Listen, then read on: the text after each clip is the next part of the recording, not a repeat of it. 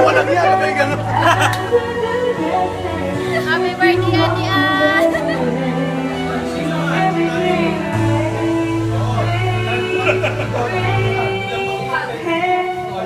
Happy birthday!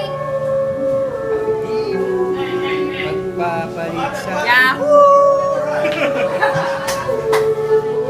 At kung napansin mong ako ay nagbago, ito ay para na rin sa iyo.